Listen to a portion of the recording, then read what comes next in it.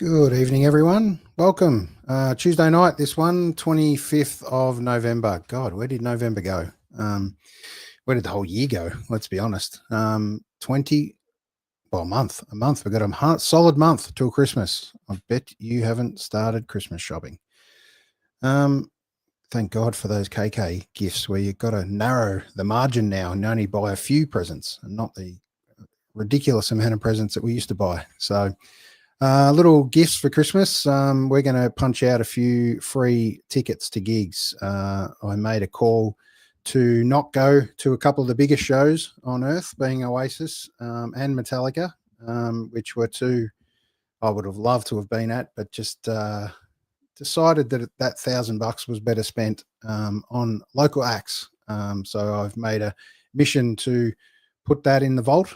Obviously, I went to see AC/DC mainly because of the Casanovas and Amel and the Sniffers, to be 100% honest with you, but AC/DC were pretty bloody good.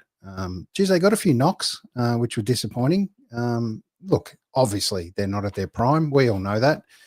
But if you're expecting anything less than a killer rock show,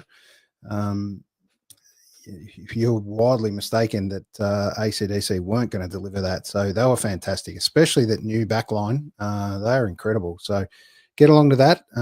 Brian and Angus still doing their thing. So a little bit of Australia left. Great to see them out on their tour. And I think we said 10 years ago that we probably won't see them again. So I think I'm pretty certain this time making a call that we probably won't see them back again. So thank you for AC/DC and thank you for everything they've done for Australian music and mostly Australian rock and roll. There's a few gigs coming up in this week. We're just going to give a little plug to before we go too far with this chat with Ramona Sky. What have we got here? We'll head to Sydney first, and we've got this one on Saturday night, the Raising Ravens, Sugar Beats, Jill Jackson and the Vementos. That one is at Lazy Thinking on Saturday, and one for Sunday as well at Farm. Get up and see that one at Crackle Records, so make sure you get along to that one. And Melbourne, 27th, this Thursday, Caitlin Harnett and the Pony Boys, so get along to the Tote. The Tote's kind of flying this week, plenty on, which is really good. Millie Strange, most importantly, you must see one of the great albums of her debut she's put out, which is it's fantastic actually. And a band we had on not long ago, Temperate from Sydney. Go and check out these guys at Stay Gold and the Tote. Most importantly, before they head back up to Queensland area. All right, we've got one for Friday as well. This one, DJ Centipede. Make sure you check this out. This is Worms LP launch and a fair lineup, just quietly. Worms, Public House, Doe Street, Hogwash, Names, who we've got on in a week's time, and Dead Ed. So get along to that one. One got to give a plug to is a record store in-store by Buried Feather. They're going to do a live in-store at Desert Highways just down the road in Rampaging Reservoir. So get along to that one. There was Relays, who we had on this week. They just did an in-store. So it's just great to see record shops still doing in-stores and realizing the value that you can get together. And thank you to bands for being able to go and do those. I think it's a really great way for all ages, most importantly, to get along and drag your little kids too. And you never know when the next AC/DC might be born. So, all right, Saturday night, Mark Sinton. You can get along to that one at Merry Creek. Special guest Tim Reed. And another one for Sunday, this Kim Salmon, Smoke Salmon, and Richie Weed on tour, Band of Strays at the Tote as well. So plenty happening at the Tote. But you mustn't forget this one, all the way to Bundoora. Who would have thought? Bundoora Beats. This one kicks off at the park in Bundoora. That's a fair lineup, actually. Saturday, Norris Bank Parkland. Who would have thought? Food trucks. Hopefully the weather hangs in there. If we had it 2 days like we've just had, they're absolute killers. So there's a fair lineup in this one. Jazz Party, so get along to that one. Ramona Sky, who we're chatting to shortly. Charlie Needs Braces, and Jess Ribeiro. So fair lineup for a free gig. Get along, drag your friends, get your face painted, do all those silly things, and most importantly, enjoy the beats and sounds that are Ramona Sky. So we've got them up for a chat. Let's bring them on. Well, 3 of the 4 anyway. Welcome, guys. Hello. Hey, Aaron. Thanks for having us. Yeah. Thanks for joining me on episode 197. It's been a wild ride, 5 years in the making. Yeah, awesome. That's impressive. To get Ramona Sky on, which is pretty sad, but tonight is your night. Yes, we're honoured to be here. Thank you. No problem. And a little shout out to Nick, who couldn't make it tonight, but the rest of the beautiful band joins us tonight. So why don't you guys introduce yourselves before the audio component of the band of the podcast? Tell us who have we got? Kick off, Chelsea. Yeah. So I'm Chelsea and I'm the lead vocalist. I'm Jess. I'm the drummer and backing vocalist. I'm Jack. I'm on the bass, and Nick, who's not here, is on lead guitar. Yeah. Fantastic. We give plenty of the rest of the band some love, and the lead guitarist can just sit back and we can what could have been, hey? But we'll give them a shout out along the way, I'm sure. Yeah. All right, guys, we're going to kick off with an early one just before we play your recent single, Go. Who wants to kick us off with one of their first and earliest memories of music? What was playing and where or how was it playing? So what was playing in the house, in the car? Yeah. What do you kind of remember as your earliest memory of music? What was playing and what was it playing on? Was it in the car? Was it on a record player, CD, Walkman? What was it back in the day? It wasn't that long ago for you guys. Yeah, I know straight away as well. You go, Jess. I'm sure there was earlier, but I reckon when I was about 3, I have a memory of my mum playing like a 70s like CD in the car that had a whole mix of different songs from the 70s, and they were mainly like 70s disco and funk. So yeah, I think there were things like I Will Survive, and like that kind of vibe. And then there was a little bit of like Stevie Wonder and like things like that. And I remember her playing that on repeat all the time, and growing up that was just kind of instilled in me, and I started like really loving funk music, and I think it was because of that. Even though it was like very, very much like popular 70s disco songs, just that kind of vibe really instilled in me as I grew up and as I started learning to play instruments. That's so sick. So that comes through in your drumming. That's the earliest. Sure. Yeah. That's cool. Have you got an answer, Charles? Still thinking. Yeah, well, for me, one of the earliest memories of music is always Matchbox 20 in the car. Is the album Yourself or Someone Like You. And that was, Mum had this old Honda, and that was always in the car.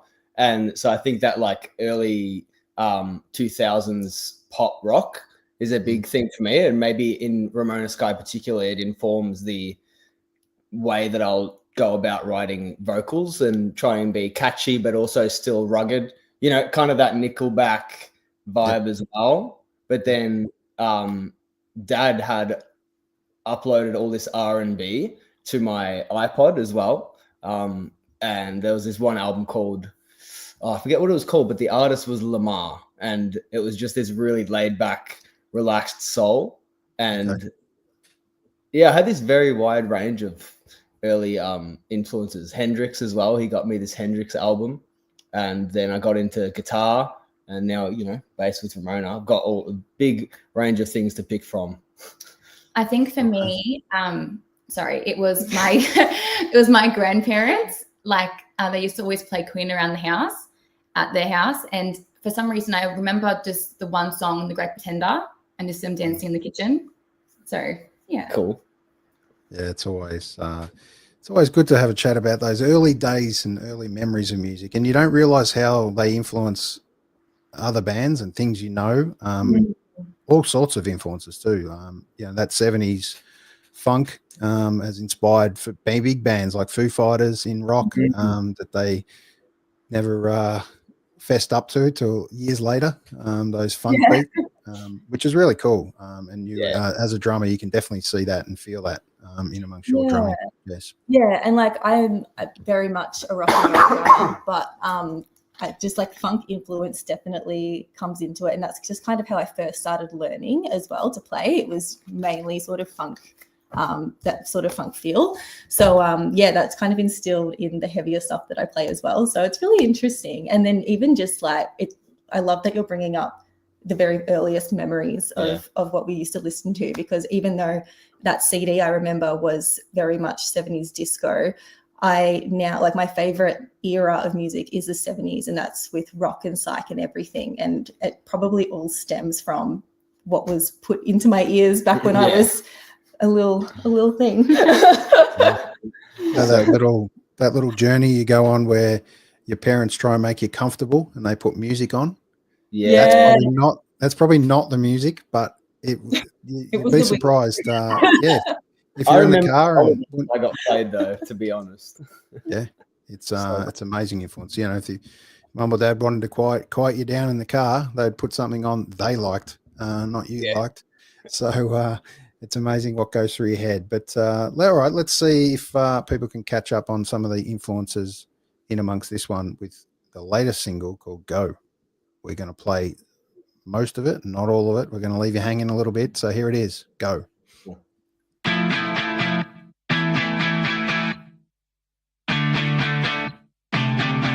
Tell me, does it feel alright? 'Cause I could have sworn I wasn't ready to go.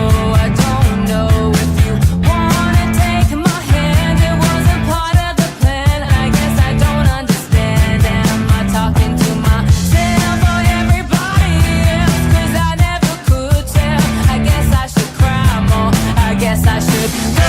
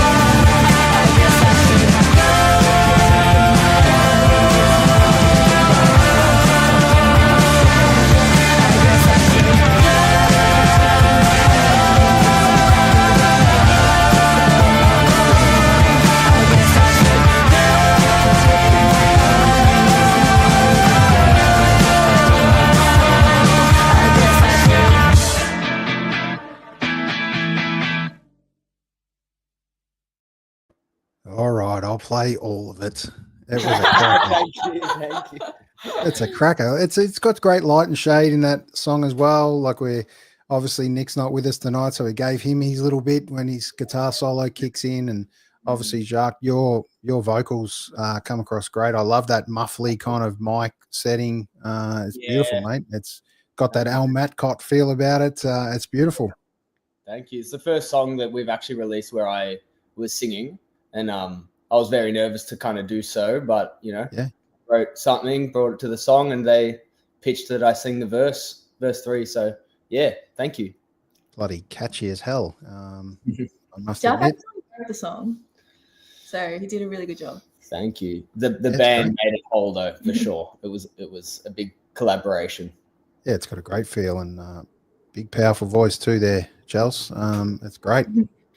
And tell us a bit about the clip, guys. How fun is it putting together a clip these days where you get to kind of pretend you're on TV being a rock star? But it is pretty cool. It's awesome. We love it. Like, Yeah. we're very much into our visuals and putting together music videos. And, you know, in an era where music videos aren't very important anymore, we still love it so much and we want to keep pushing it. That process, that day, that was like a 4-hour shoot, I think. Yeah. And we made had a lot to try happen. and like squeeze everything into 4 hours, and we managed to get that result, and we're very, very happy. So it's a lot of fun for us. Shout out Olia. Yeah, Yes. Olia Kobsa, our director and videographer, she did a brilliant job. Did a great job. Yeah. That's great. Where was that one filmed? Heidelberg? West Studio Heidelberg? Red, I think it was called. Yeah. Yeah, it was a studio in Abbotsford. There you go. That's right. Yeah. I was going Good to say spot. shout out northern suburbs, but that one's not as northern in Abbotsford, but great spot nonetheless. Yeah, I love that white background. It's got that white stripes / jet. There's a few kind of mixes in there. Was there anything you were kind of aiming for from that influence? What was it? Something you kind of saw? Because when we actually went into the studio and recorded it, we actually said this has a bit of an indie sleaze feel to it. Yeah. So in like obviously, we wanted to match that visual as well. So it's funny you say that it's got that sort of jet aesthetic to it because I'd say that it all ties in for sure. Yeah, and that whole clean white background, you know, sharp edges and high contrast look is very, there's something polished about it, which reflects this contrast that's running through the themes of the song as well. And then the music video is kind of split between that really polished look and then a more psychedelic feel with the reds and the flashing lights and lots of movement. And there's this duality within the actual song that we wanted to reflect in the video. And all these kind of wild ideas we had, we pitched to Olia and we said, how can we make this come across in a music video? And she did a great job, especially with the time that we had that day. It was tricky. Well done, Olia. Bloody nailed it. It's a ripper. Yes. Especially putting out there as your new kind of direction and new feel. The band's kind of evolved a bit over time, well, definitely a lot. It's a strong 4-piece now, and it's great to have some great variety in amongst this. We're going to touch on 10 seconds shortly, but just on that last track, Go. How do you know when it is go time, or should you hold back? What's the rationale there, guys? Interesting. Good question. It's funny you ask that because the meaning of the song, It's a bit more grim than that. It is a isn't bit more grim, yeah. And I guess you don't know when it's time to go. I don't know. Do you want to answer that? I mean, if you guys are happy, I can expand. Go ahead. Yeah. I mean, the song is cool because it's got this ambiguous feel to it where you don't really know what it's about. And it's easy to connect to the song in the way that, at first glance, it's about leaving, so to speak, and or starting something, go as in, movement. But the original meaning of the song was actually about life and death and how when life ends, what's kind of happening after. And it's kind of this journey of a person whose life has ended and they're now moving forward. And there's this, the verses are the initial happening, and then there's this denial stage in verse 2, and then acceptance in verse 3. So I think as soon as you know that was the original meaning of the song, you can re-listen to it and it has this whole different perspective. But the reason we love the song a lot is because you kind of have no idea, even when you do pay lots of attention to the lyrics. I mean, that very inaccurately answers your question, but there you go. That's great. I think it's going to be one of those songs for you guys that everyone's going to come up to you and say, I love that song and it's so much about this. And you go, no, it's nothing about that, but it's great. It is for you. So yes, it's going to be and that for all one. the listeners, it's just as valid too, I love those types of lyrics though. Like people just make their own meanings. Exactly. Once Depends you said what's going on. Yeah, it anymore. depends what's going on in your life. It can mean much different things at the time. So All right, 10 seconds. Let's play a lot more than 10 seconds.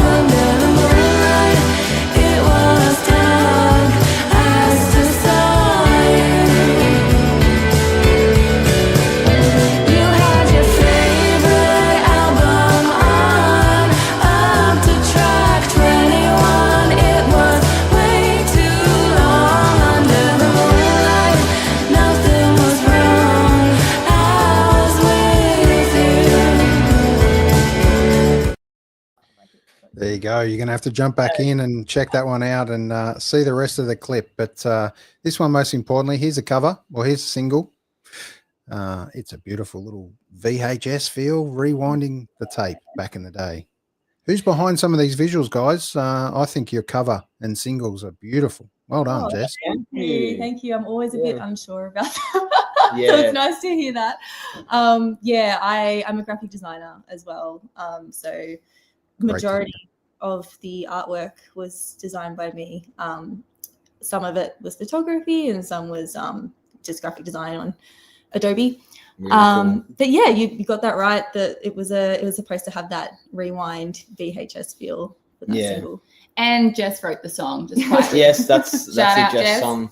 So good. Yeah, that's great. Jess, tell us about the 10 seconds. We have got 10-second memories right now, and I reckon we can only absorb about 10 seconds. Hence, the sad world of TikTok. I'm not really a TikTok person myself, but it's crazy to the point where TikTok's got so big they're renaming buildings in Sydney after TikTok's got its own brand on a building. So there you go. It's bloody huge, as we know. So it's right in time for the kids to get banned. That's right. Social media. Tell us about the 10 seconds, Jess. What is it to you? Well, firstly, I want to mention that 10 seconds was the first song that kind of was the new era of Ramona Sky. We started working with a new producer at that stage. We had Nick and Jack join the band at that stage. And our music started to take a turn from 10 seconds. So it's kind of like a monumental song for us. Yeah. Yeah, but it was a song that I wrote in my bedroom one night when I was feeling a little bit sad about heartbreak and love and all of those things. I had just gone through just a little bit of heartbreak, and the song, instead of being like a sad and dreary song, I wanted to create something beautiful out of the heartbreak, and I wanted to write something that was that represented kind of a bittersweet memory. So everything written in there are real memories, and they were very, very nice memories. And that's how I wanted to remember like my time and my relationship. So it was written as looking back at something that only lasted for 10 seconds, something good that only lasted for 10 seconds, really. You did such a good job. Oh, thank you. Yeah, and great. the band really brought it to life. Like I wrote that on GarageBand with like a little e-piano. And I just absolutely love what everyone has done with the song. The most positive heartbreak song that could be written. There you go. We love a band that has a bit of heartbreak because they write bloody great music. But in this case, this was a positive heartbreak. Yeah, well, look back at it in that way. I we guess. got something out of it. Yeah, that's it. Something. It was worth breaking up. It was worth breaking up for. There you go. It's going to be a great little period for Ramona Sky coming up. It's really exciting. A new journey for you guys. Chelsea, what have you noticed being out front? Obviously with the support of Jacques in vocals as well. The incredible Jess Mayo behind you, keeping the beat. Yeah. Done so much more than that. She's everything. Yeah. I love it. Like I have the best band members ever. I adore them and they adore me. We have the best bands. I guess the best feeling is seeing people in the crowd singing the songs that we've written together, which is insane. I just love it. It's our life. Yeah. It's our everything. We love music. Yeah. Performing especially. Being on stage is, nothing compares to the feeling of being on stage. And filming a clip in the beautiful place that is Cactus Room. A little snippet of there making Cactus Room look good, as it always does. What a beautiful little room. There should be more of these tiny little venues in Melbourne. Yeah. We played one of our single launches there, not the 10 seconds one actually, but we packed it out, which was great. And you could not move in there, but it's okay. The vibes were there. Yeah. The sweatiness was there. It was great. Great little bar behind as well. Yeah. Your garden. Definitely a little sweaty room, and that little tiny window. What is that little window with the tiny little curtain? It's got there you go. Yeah, it is. Yeah, it's a great recording room. Right in there. Really good little venue, and long may it continue. If you don't know where that one is, up the top end of High Street, heading not far from Welcome to Thornbury area. Keep going up the hill. So there you go. Get along and see that one. All right, we're going to keep moving, guys. We've got a couple more to get through. Great. Hypnotize. Where did this one kind of fall in amongst the journey? This is one of the more whole band type of songs, isn't it? But in terms of the journey, this was released just before Go. So still quite recent. Very new. Yep. Yeah. But it was definitely a collaborative song. So we love it for that reason. Yeah. It's a lot of fun to write. And each song we've released as well, because we work alongside Michael Badger for most of our recordings. The one song we did would say, which maybe we'll talk about later, we kind of deviated, but we always return to Michael Badger, and he helps us turn our ideas or relatively complete songs into, what you end up hearing. And with Losing Myself, it was more of a whole band collaboration that we then brought to Michael with a bit more of a loose form, and he helped us mesh it together into something that would be relevant to our listeners and would fit into that pop rock format that people can relate to, whereas a lot of our other songs were an idea from one band member that we then shaped into something. So I think maybe Losing Myself, I personally at least view it as more of a collaborative full band thing. So we know we have these different approaches to writing, which create a lot of versatility for us. One of the greatest ears in the industry, Michael Badger. Wrong We're song. talking about Hypnotize. Hypnotize and Losing Myself. We then both that way. So everything applies in that way. Losing Myself and Hypnotize. Sorry about that. But they both fall under that category of whole band thing. Yeah. Okay. Well, this one's Hypnotize. Let's play it. Yes. Sorry.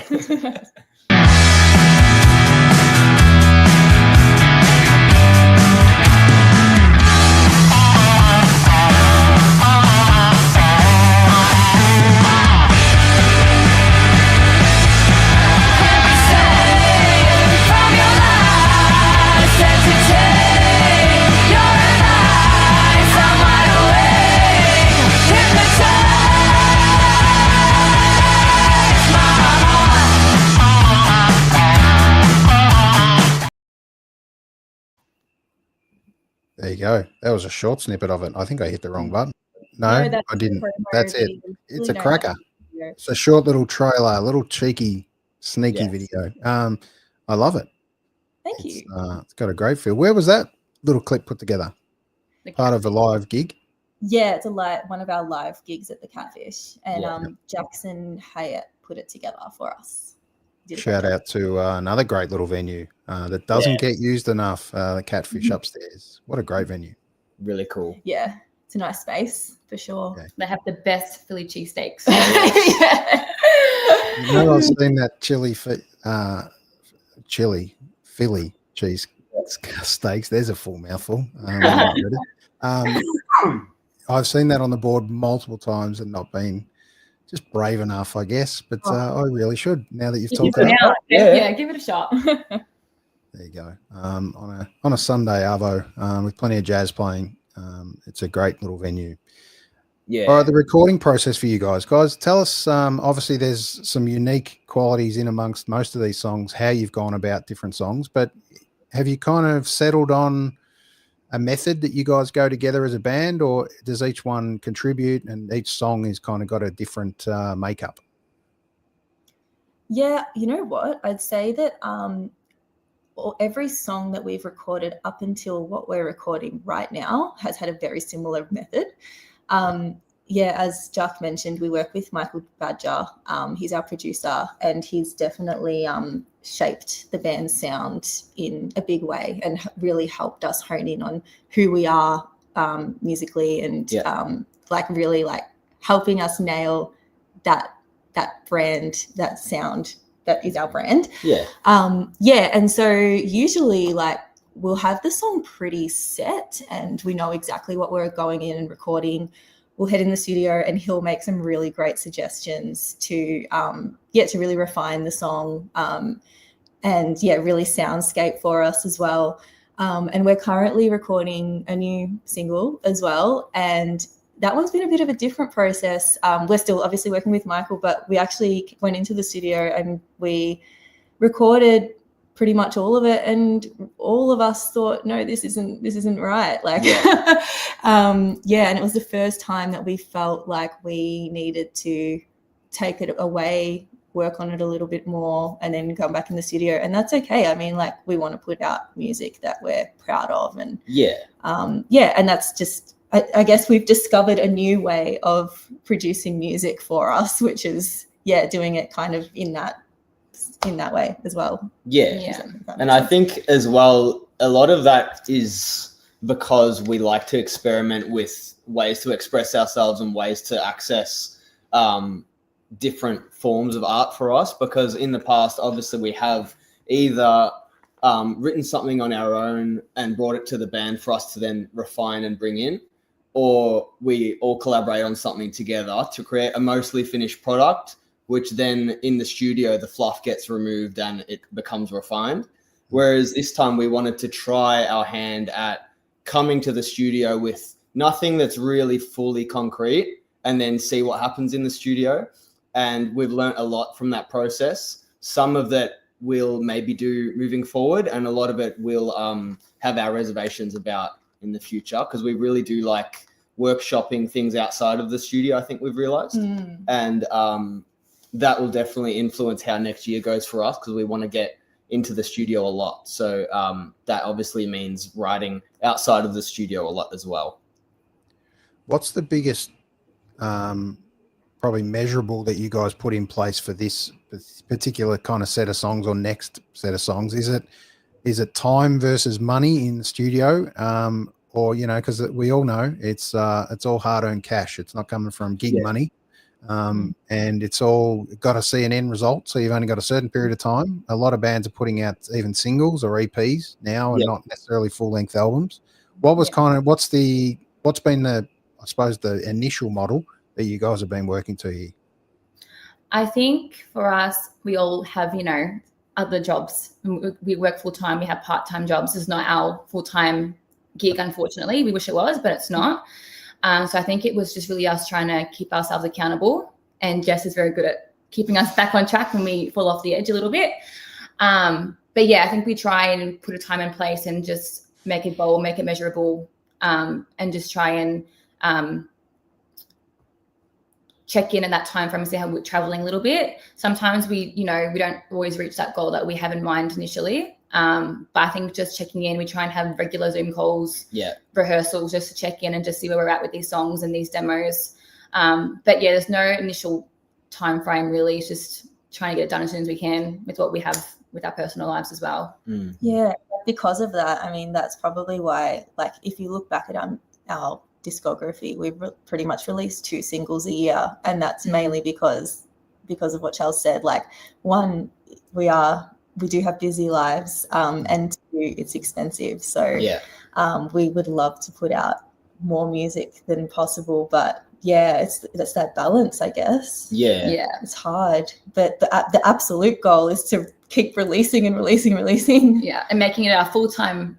It has been compounding though. Like from my perspective, it feels as though we're starting to snowball a little bit, and a big part of that is holding ourselves accountable on an individual level, because we do come together quite consistently and say, hey guys, where's our head at collectively? Where do we want to be by a certain time? And then in between those checkpoints, going home and working at songwriting on your own, and then uploading to this communal drive that we have. And it's a very collaborative digital thing as well, because I think that's how we can keep up productivity whilst maintaining our, busy working lives. And next year, we really want to try boosting that productivity as much as we can whilst, doing what we have to do. Well, 2 songs a year, turning that into 3 songs a year, is that too much to ask, or is that? Wouldn't be the worst. That almost happened this year. Yeah, it was so close. Yeah. The goal is an EP next year. Yeah. Fingers crossed. But like quality over quantity, really, when it comes to us. So when we're in the studio, we want to make sure we're really happy with what we release, and not just releasing for the hell of it. Exactly. Yeah, it's definitely something I sense with Ramona Sky. You guys are perfectionists in what you do. And outside of work as well. So, or this band in particular, but, trying to get that mastery and being happy. How did you know collectively that wasn't it on your last kind of session that you put together, and then you had to decided to send it away to Michael to listen to or give it another feel? What was it that wasn't, have you nailed what that wasn't right? I think after we record every single, we walk away feeling like this is the best thing we've ever written ever. Yeah. But that's how it should feel, right? Yeah, exactly. After we walked away from this one, we didn't have that feeling, and we knew we want that feeling. Yeah. I think that's how we knew, like, we need to be happy with this. And like, it was, the feelings were mutual with Michael as well. So it wasn't just us that was feeling that way. Who spoke up first? I actually don't remember. I wouldn't be surprised if it was me, to be honest, because I'm very vocal about this is shit, or like, sorry about, if I can't swear, I won't do that again. But, there's this strong element of intuition, and we're all avid music listeners. Even if you're not a musician, you've got tunes on in the car. We're all subscribed to Spotify or what have you. And listeners know what good is to them, at least. And if you as the artist don't believe in your music and it's not immediately good to you in some way or another, then I think that's your inner ear telling you maybe this needs work or it's not at its potential yet. And we don't want to do that to our own art. We want to be loyal to what we think is good. And I think it's very important to us to be vocal about if we're meeting that standard. And right after we left the studio, I think in the coming days, at least, we were all a little bit sketchy on whether we liked it enough. Yeah. Okay. Yeah. Big call. Oh, well, that's good that you're brave enough as a band to say that, and then, kind of seek the magic of what a producer can do and give it a whole different feel. And then that's when the true magic, sometimes the magic can happen in the recording studio, and you get some of those things where you think, this wasn't what I expected, but this is incredible. Let's roll with it. or you can get that feeling where this just isn't it, whether it's recording a vocal or it's just not coming together. It's just the reality of it. It is, absolutely. Yeah, I would like to mention what we did bring into the studio. We love most of it. There was only one element, which was for us, I think, how much can I say? It was the melody. We didn't like what we did with the melody. Sure. And we're still workshopping that, but all the music we loved. So, we don't want to discredit what happened in the studio. Oh yeah, it's literally like a little thing. And it's just like, there was one element. It's just a little thing. Exactly. Yeah. It's so close. So we're still going to release it, when the time's right. Yeah. Good. Nothing a killer clip won't distract us for. Yeah. Yeah. All right. Here's Taxi. Let's play a bit of this.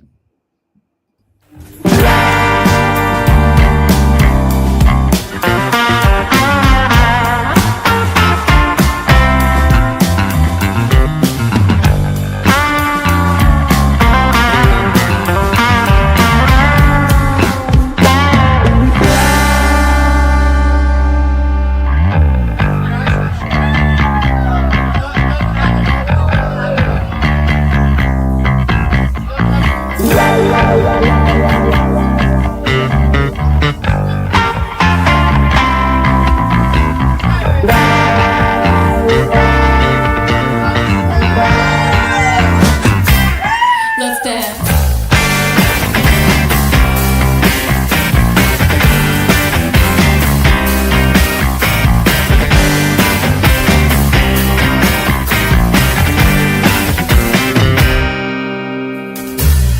Backseat of a taxi.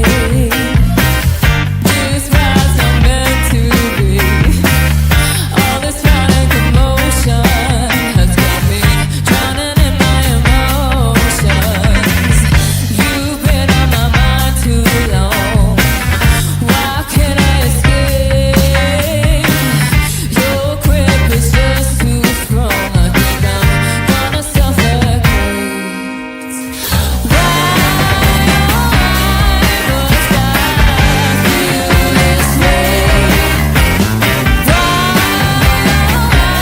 must you treat me this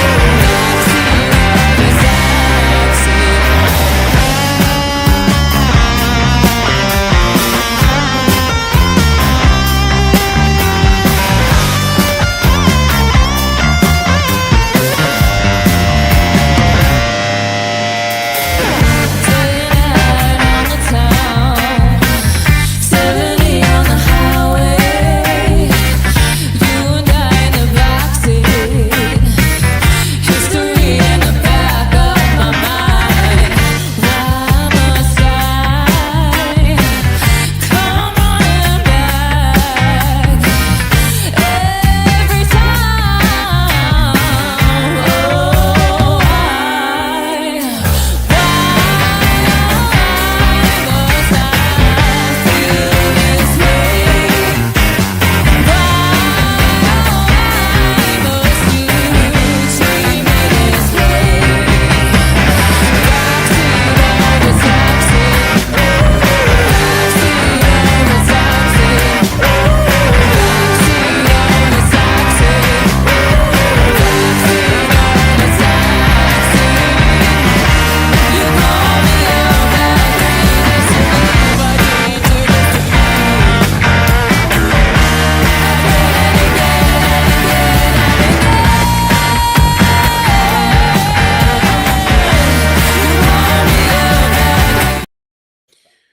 That's some power. What a voice. I know, right?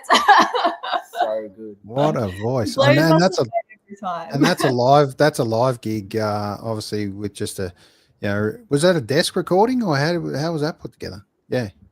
Yeah, so that all of that footage from the Catfish was from our single launch last year. That was for our Hypnotize single launch. And that was all recorded and mixed by Marshall Thompson. Shout out, great sound engineer. So good. Sounds great. Gravelly and yeah, it's really good. Yeah, And it was important that I played that, I think, in amongst just people seeing, the magic of what live music can do. The energy in a room. Catfish isn't it's a long room, but not a really wide room. So there's a great feel about it. But you guys have got all the moves, all the looks. Who else individually? Who are your biggest influences that you've done all the rock poses? You guys have been in the mirror plenty of times working all that out. Talk to me. Kick us off with you, Gord. Who have you got? Tell story. Start us off. Well, I mean, it's very obvious, but Stevie Nicks, a big one for me. Chrissy Amplet, love her so much. And yeah, I am obsessed with Freddie Mercury. My mum is obsessed with him. Like, he's all over our living room.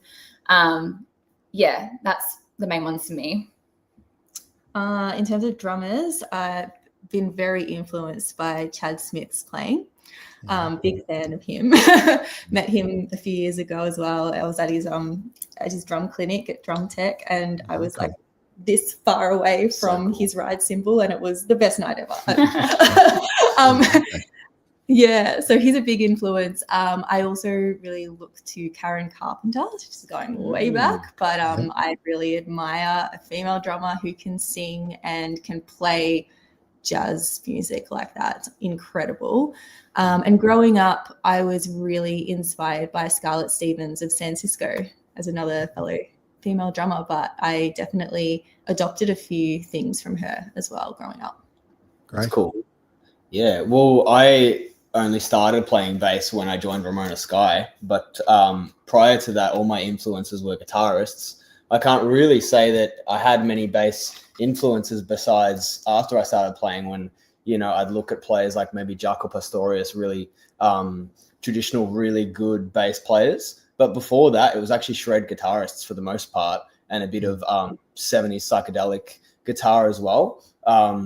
Hendrix was huge for me. But then more modern guys like Steve Vai or Joe Satriani, just people that really have, when they perform, it looks like they're free, and they're expressive, and they're not standing still on stage. Like, one performer that irks me, which might ruffle some feathers, is Eric Clapton, because he stands still and he's boring to watch. And for me, if a big part of the music is, watching the performer in their element, and if your element is standing still, then that's cool. But for me, I love feeling that connection to the music, and if it looks like the player is connected to it, then the audience can feel like they can connect as well. So I think just being on stage and looking like you're comfortable is huge for me, and kind of looking cool as well. Like you said, I don't spend heaps of time in the mirror. But actually, that's a bit of a lie. I practice in front of a mirror. I like to see if my hands look cool. So there's that. As you should. My drum teacher always said play in front of a mirror, and I never did it, and I regret it so much. Yeah. Well, you can still see it. You look like you spent many an hour in front of the mirror drumming, Jess. Those moves, you've got that the left and right feel.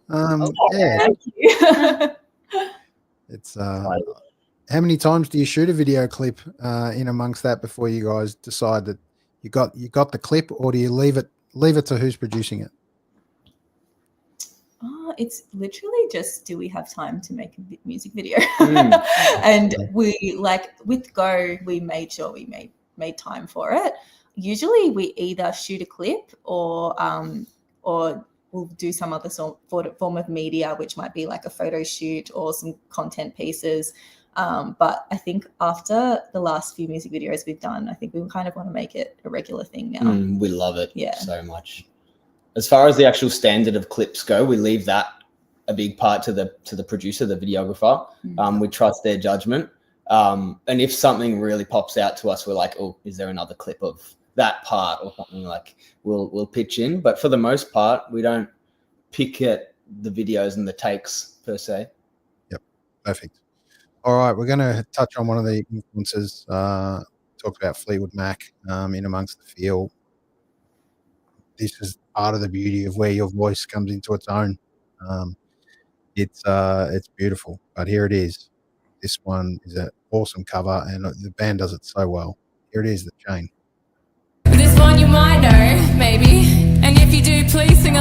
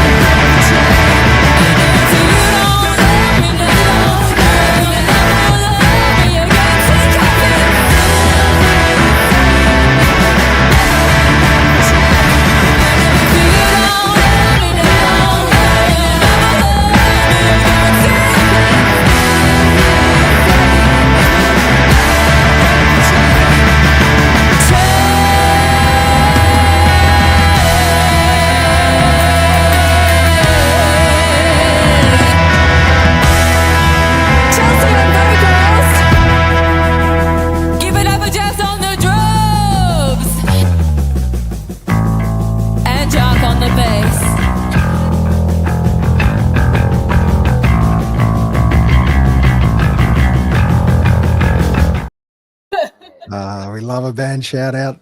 Well done, guys. That's great. I love you. I love your take on that too, because everyone hears a cover and people expect it to be like the original and as close to the original as possible. You guys have done a great job of making it your own. I know there's a blasting guitar in there, and that depends on the mix also that you got captured that night. But it's a great feel. So well done.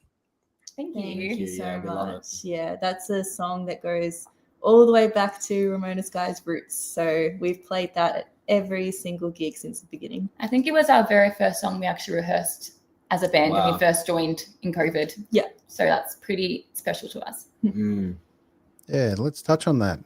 Born in COVID, in amongst COVID, the band. There's some obviously lots of negativity. Some great things have come out of COVID. Obviously, young bands did come together. Some bands finished. Some bands recorded remotely. It was a really weird time, but some weird things like this little podcast came together during COVID. This band, Ramona Sky, what a beautiful connection after all this time. Yeah. I can assure you it's not going to take another 197 episodes to get you guys back on the show and chat. more music. Great. Yeah, Thank and you. I've been loving this. But definitely Nick is heavily present with us tonight in this music because, God, he can play a guitar. Can't wait to see him play again. And most importantly, let's touch on blasting out Bundura Beats. Let's give that a little last plug. Make sure you get along. This is a rare chance you get to see Ramona Sky. Hopefully a lot more into next year. Guys, have you got anything in the works at this stage, or is it a case of finishing the current music and then starting to get on the road? We'll definitely have a headline show coming up in the early months next year, either February or March. So keep a lookout for that because we'll be releasing a new single. But yeah, nothing else to properly announce yet. So yeah, it's not very often we get to play outdoors or in the local suburbs. So if you are near Bundura, definitely come along this Saturday night. As Aaron mentioned, there's a really great lineup of bands. You get to see it for free. It's a whole night of free music, food trucks. It's family friendly. So come and support the local community and live music. Come and say hi. Yeah. We'd love to see you there. We're on at 6:20, but the whole night kicks off at 6. So Perfect. Can we expect, I did see face painting on the list. Can we expect a Ramona Sky face painting machine to happen amongst this? surely someone's got that's to a be good like idea. Spider-Man or something. Yeah, we could all be superheroes. I'd love that. Bag Spider-Man. Yeah. Well, you can all hopefully dob Nick in if he's better in time, and hopefully back in playing with the band this weekend. Maybe because he's not on the show, he's going to get dobbed in for the face paint, given he's the lead guitarist. So get him in. He'll probably be Yoshi. What's the bet? Yeah. Nick's awesome.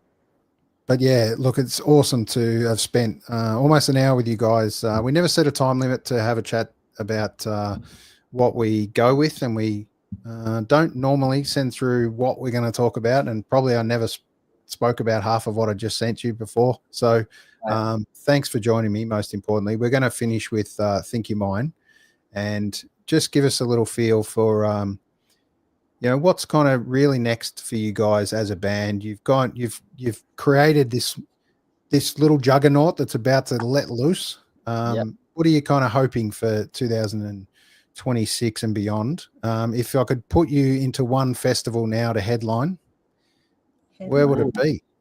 Oh. And what would be the festival? This could be a collaborative band discussion here, but up to you guys. Jess knows all the festivals. What's the biggest one? Glastonbury. I was about to say Glastonbury would be the ultimate dream. I would say, but I don't know about you guys. Yeah, that'd be sick. Yeah. If we could, because we want to have a really productive year next year. All that we can say really, besides we're going to release this single, is that we plan on being really high output and like trying to write heaps of cool stuff, more in line with the direction we've been going. And then we'd really like to start playing festivals and maybe doing touring. a regional tour. Exactly. Yeah. How important is that to jump in the car and as a band and get on the road? I know it's not easy to put a tour together, to get away from work, most importantly, take time off. A lot of bands are kind of going to a weekend, come back, they make out that this big world tour almost. And set all these dates, but it's really hard to be on the road all that time, away from everyone, most importantly. And but it must be a great connection when you guys get to play as a band more than once on a weekend. Yeah, we recently did it. We toured with Pacific Avenue in October, just a regional Vic tour, but it was so much fun. And being able to play night after night and go through all the tour things, including Jack's car breaking down and getting pulled over by the police. Like, it all happens on tour, but we love it. And just to finish on the writer for the band, who gets their say of things you can talk about, obviously, but what's on the writer? What's on the writer that is one of those quirky little ones that I must have? We're really boring. Yeah, we're laughing because we're boring. It's usually tea. Tea. You haven't been drinking tea at gigs lately. No, not yet. Nick gets all the drink. Nick likes to drink. Yeah. Most of the time, he's not driving. Sometimes we like to drink. We don't ask so much. You're pretty easy to please. Yeah. Like, if there's food, I'm really happy. Yeah. We're getting a pizza Saturday. Red Bulls for Chelsea.